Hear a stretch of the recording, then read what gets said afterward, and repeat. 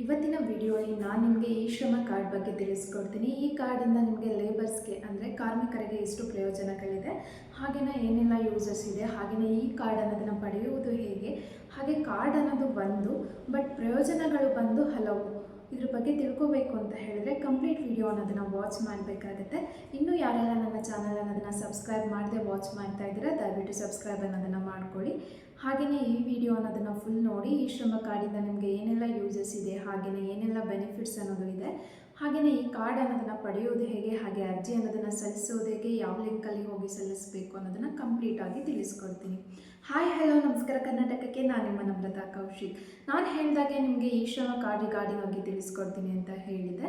ಈ ಶ್ರಮ ಕಾರ್ಡ್ ಅನ್ನೋದನ್ನು ಪಡೆಯೋದು ಹೇಗೆ, ಹಾಗೆ ಈ ಕಾರ್ಡ್ನ ಸೌಲಭ್ಯಗಳು ಏನೇನೆಲ್ಲ ಇದೆ, ಹಾಗೆಯೇ ನಿಮಗೆ ಏನೆಲ್ಲ ಯೂಸಸ್ ಇದೆ ಅಂತ ಹೇಳಿ ನಾವಿಲ್ಲಿ ತಿಳ್ಕೊಂಡು ಬರೋಣ.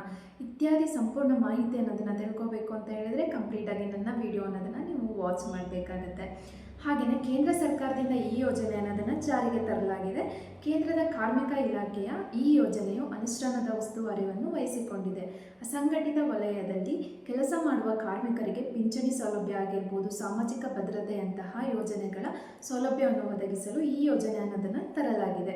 ಹಾಗೆಯೇ ಈ ಶ್ರಮ ಕಾರ್ಡ್ ಅನ್ನೋದನ್ನು ಯಾರೆಲ್ಲ ಪಡೆಯಬಹುದು, ಹಾಗೆ ಆನ್ಲೈನಲ್ಲಿ ಹೇಗೆ ಅರ್ಜಿ ಅನ್ನೋದನ್ನು ಸಲ್ಲಿಸ್ಬೋದು, ಹಾಗೆ ವಿಧಾನ ಅನ್ನೋದು ಏನಿರುತ್ತೆ, ಅರ್ಜಿ ಸಲ್ಲಿಸಲು ಅಗತ್ಯ ದಾಖಲಾತಿ ಅನ್ನೋದನ್ನು, ಇನ್ನಿತರೆ ಅಗತ್ಯ ಮಾಹಿತಿಯನ್ನು ಸಹ ನಾನು ಇಲ್ಲಿ ತಿಳಿಸ್ಕೊಡ್ತೀನಿ. ಅದರ ಬಗ್ಗೆ ಕಂಪ್ಲೀಟಾಗಿ ವಿವರ ಅನ್ನೋದನ್ನು ತಿಳ್ಕೊಂಡು ಬರೋಣ. ಹಾಗೆಯೇ ಕೇಂದ್ರ ಸರ್ಕಾರದ ಈ ಶ್ರಮ ಯೋಜನೆಯಡಿ ಪಡೆಯುವ ಹೋಟೆಲ್ ಕಾರ್ಮಿಕರು, ಅಂದರೆ ನಾನಿವಾಗ ತಿಳಿಸ್ಕೊಡ್ತಿರೋ ಡೀಟೇಲ್ಸ್ ಬಂದು ಯಾರೆಲ್ಲ ಈ ಶ್ರಮ ಕಾರ್ಡ್ಗೆ ಅರ್ಹರಿದ್ದೀರಾ ಅಂತ ಹೇಳಿ.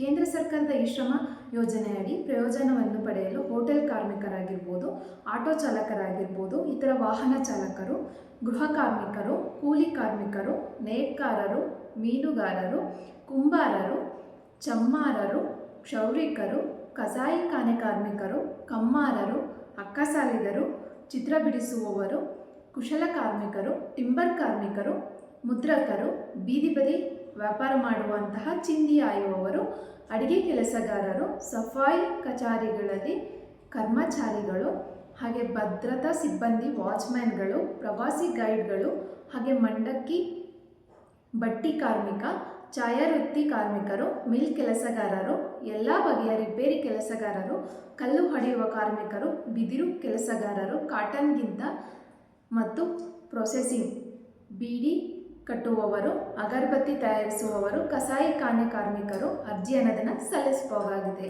ಅರ್ಹ ಅರ್ಜಿದಾರರು ಅಗತ್ಯ ದಾಖಲೆಗಳನ್ನು ತೆಗೆದುಕೊಂಡು ಆನ್ಲೈನ್ ಮೂಲಕ ಅರ್ಜಿ ಅನ್ನೋದನ್ನು ಸಲ್ಲಿಸ್ಬೋದು. ಹಾಗೆಯೇ ಪ್ರವೇಶ ಮಾಡಿ ಅರ್ಜಿಯನ್ನು ಸಲ್ಲಿಸ್ಬೋದು, ಅಥವಾ ನಿಮ್ಮ ಹತ್ತಿರದ ಗ್ರಾಮವನ್ನಾಗಿರ್ಬೋದು, ಬೆಂಗಳೂರನ್ನಾಗಿರ್ಬೋದು, ಹಾಗೆ CSC ಕೇಂದ್ರವನ್ನು ಭೇಟಿ ನೀಡಿ ಆಫ್ಲೈನ್ ಮುಖಾಂತರ ಸಹ ನೀವು ಅರ್ಜಿ ಅನ್ನೋದನ್ನು ಸಲ್ಲಿಸ್ಬೋದು. ಓಕೆ, ಸೊ ಈ ಶ್ರಮ ಕಾರ್ಡ್ಗೆ ನಿಮಗೆ ರಿಕ್ವೈರ್ ಇರುವಂತಹ ಡಾಕ್ಯುಮೆಂಟ್ಸ್ ಏನು ಅನ್ನೋದನ್ನು ನಾನಿಲ್ಲಿ ತಿಳಿಸ್ಕೊಡ್ತೀನಿ. ಮೊದಲನೇದಾಗಿ ನಿಮಗೆ 4 ಡಾಕ್ಯುಮೆಂಟ್ಸ್ ಅನ್ನೋದು ಬೇಕಾಗುತ್ತೆ. ಒಂದನೇದು ಬಂದು ಆಧಾರ್ ಕಾರ್ಡ್ ಅನ್ನೋದು ಪ್ರಿಂಟ್ ಬೇಕಾಗುತ್ತೆ, ಅರ್ಜಿದಾರರ ಫೋಟೋ ಅನ್ನೋದು ಬೇಕಾಗುತ್ತೆ, ಹಾಗೆ ಬ್ಯಾಂಕ್ ಪಾಸ್ಬುಕ್ ಪ್ರಿಂಟ್ ಅನ್ನೋದು ಬೇಕಾಗುತ್ತೆ, ಹಾಗೆ ಮೊಬೈಲ್ ನಂಬರ್ ಅನ್ನೋದನ್ನು ನೀವು ಇಲ್ಲಿ ಸಲ್ಲಿಸಬೇಕಾಗತ್ತೆ. ಇದು ಬಂದು 4 ಡಾಕ್ಯುಮೆಂಟ್ಸ್ ಅನ್ನೋದು ನಿಮಗೆ ಅಗತ್ಯ ಅನ್ನೋದು ಇರುತ್ತೆ. ಆನ್ಲೈನ್ ಮುಖಾಂತರ ಹೇಗೆ ಅರ್ಜಿ ಅನ್ನೋದನ್ನು ಸಲ್ಲಿಸೋದು ಅಂತ ಹೇಳಿ ನಾನು ತಿಳಿಸ್ಕೊಡ್ತೀನಿ. ಈ ಶ್ರಮ ಕಾರ್ಡನ್ನು ಪಡೆಯಲು ಆಸಕ್ತ ಅರ್ಜಿದಾರರು ಈ ಕೆಳಗಡೆ ನೀಡಿರುವ ಕೇಂದ್ರ ಕಾರ್ಮಿಕ ಇಲಾಖೆಯ ಅಧಿಕೃತ ವೆಬ್ಸೈಟ್ ಅನ್ನೋದನ್ನು ನಾನು ಅಪ್ಡೇಟ್ ಮಾಡ್ತೀನಿ ನನ್ನ ವಿಡಿಯೋಲ್ಲಿ. ಆ ವೆಬ್ಸೈಟಲ್ಲಿ ಹೋಗಿ ನೀವು ಹೇಗೆ ಅರ್ಜಿ ಅನ್ನೋದನ್ನು ಸಲ್ಲಿಸ್ಬೋದು ಅಂತ ಹೇಳಿ ನಾನು ನಿಮಗೆ ತಿಳಿಸ್ಕೊಡ್ತೀನಿ. ಸೊ ಸ್ಟೆಪ್ 1 ಬಂದುಬಿಟ್ಟು ನೀವು ಮೊದಲಿಗೆ ನಾನು ಹಾಕಿರೋಂಥ ವೆಬ್ಸೈಟ್ ಮೇಲೆ ಕ್ಲಿಕ್ ಮಾಡಿ ಅಧಿಕೃತ ಜಾಲತಾಣ ಅನ್ನೋದನ್ನು ನೀವು ಪ್ರವೇಶಿಸಬೇಕಾಗತ್ತೆ. ಆಮೇಲೆ ಸ್ವಯಂ ನೋಂದಣಿ ಪೇಜ್ ತೆಗೆದುಕೊಳ್ಳುತ್ತದೆ. ಇಲ್ಲಿ ಅರ್ಜಿದಾರರ ಆಧಾರ್ ಕಾರ್ಡ್ ಲಿಂಕ್ ಅಥವಾ ಮೊಬೈಲ್ ನಂಬರ್ ಅನ್ನೋದನ್ನು ಅಪ್ಡೇಟ್ ಮಾಡಿದ್ರೆ ಆ ಮೊಬೈಲ್ ನಂಬರ್ಗೆ ಒಂದು OTP ಅನ್ನೋದು ಬರುತ್ತೆ. ಆ OTP ಅನ್ನೋದನ್ನು ಅಪ್ಡೇಟ್ ಅನ್ನೋದು ಮಾಡಿ ಲಾಗಿನ್ ಆಗಬೇಕಾಗಿರುತ್ತೆ. ಲಾಗಿನ್ ಆದ ಬಳಿಕ ಅರ್ಜಿ ನಮೂನೆ ತೆಗೆದುಕೊಳ್ಳುತ್ತೆ. ಇಲ್ಲಿ ಕೇಳುವ ಅಗತ್ಯ ವಿವರಗಳನ್ನು ನೀವು ಫುಲ್ಫಿಲ್ ಅನ್ನೋದನ್ನು ಮಾಡಿ ಅರ್ಜಿ ಅನ್ನೋದನ್ನು ಸಬ್ಮಿಟ್ ಅನ್ನೋದು ಮಾಡಬೇಕಾಗತ್ತೆ. ಸೊ ಇದು ಬಂದು ಕಂಪ್ಲೀಟ್ ಅರ್ಜಿ ಸಲ್ಲಿಸುವಂತಹ ಡೀಟೇಲ್ಸ್ ಆಗಿರುತ್ತೆ. ಈ ಶ್ರಮ ಕಾರ್ಡ್ ಪಡೆಯುವುದರ ಪ್ರಯೋಜನ ಅನ್ನೋದನ್ನು ನೀವು ತಿಳ್ಕೋಬೇಕಾಗತ್ತೆ. ಈ ಶ್ರಮ ಕಾರ್ಡ್ ಹೊಂದಿರುವವರು 60 ವರ್ಷ ವಯಸ್ಸಿನ ನಂತರ 3,000 ಪಿಂಚಣಿ ಅನ್ನೋದನ್ನು ರಿಗಾರ್ಡಿಂಗ್ ಆಗಿ ಪಡಿತೀರಾ.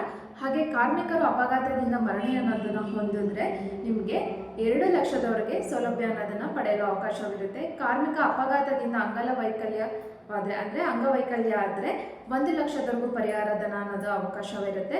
ಕಾರ್ಮಿಕರ ಮಕ್ಕಳ ಶಿಕ್ಷಣಕ್ಕಾಗಿ 2,000 ಶಿಕ್ಷಣ ಭತ್ಯೆ ನೀಡಲಾಗುತ್ತೆ ಮತ್ತು ಗರ್ಭವತಿ ಮಹಿಳೆಗೆ 5,000 ಮಾತೃತ್ವ ಲಾಭ ಸಹಾಯಧನ ಅನ್ನೋದನ್ನ ಮಾಡಲಾಗುತ್ತೆ.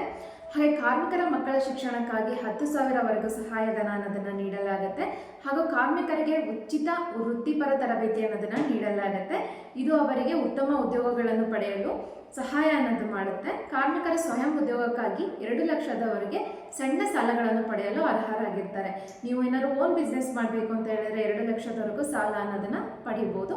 ಇದಿಷ್ಟು ಬಂದು ಈ ಶ್ರಮ ಕಾರ್ಡ್ ಡೀಟೇಲ್ಸ್ ಅನ್ನೋದು ಆಗಿರುತ್ತೆ. ಇನ್ನು ಯಾರೆಲ್ಲ ಈ ಶ್ರಮ ಕಾರ್ಡ್ಗೆ ಅಪ್ಡೇಟ್ ಅನ್ನೋದು ಮಾಡಿಲ್ಲ, ಲಿಂಕ್ ಅನ್ನೋದನ್ನು ಚೆಕ್ ಮಾಡಿಕೊಂಡು ಇದಕ್ಕೆ ನೀವು ಸಬ್ಮಿಟ್ ಅನ್ನೋದು ಮಾಡ್ಬೋದು ಅರ್ಹರಾಗಿದ್ರೆ. ಹಾಗೆ ಇವತ್ತಿನ ವಿಡಿಯೋ ಅನ್ನೋದು ಇಷ್ಟ ಆಗಿದೆ ಅಂತ ಹೇಳಿದ್ರೆ ನನ್ನ ಚಾನಲ್ನ ಇನ್ನೂ ಯಾರೆಲ್ಲ ಸಬ್ಸ್ಕ್ರೈಬ್ ಮಾಡಿಲ್ಲ ಫ್ರೆಂಡ್ಸ್, ದಯವಿಟ್ಟು ಸಬ್ಸ್ಕ್ರೈಬ್ ಅನ್ನೋದನ್ನು ಮಾಡಿ ವಾಚ್ ಮಾಡಿ.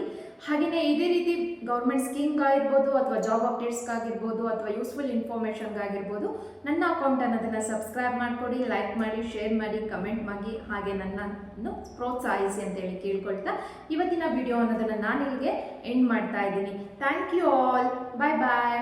ದಯವಿಟ್ಟು ಇನ್ನೂ ಯಾರೆಲ್ಲ ಸಬ್ಸ್ಕ್ರೈಬ್ ಮಾಡಿಲ್ಲ ಸಬ್ಸ್ಕ್ರೈಬ್ ಮಾಡಿಕೊಡಿ. ಬಾಯ್ ಬಾಯ್.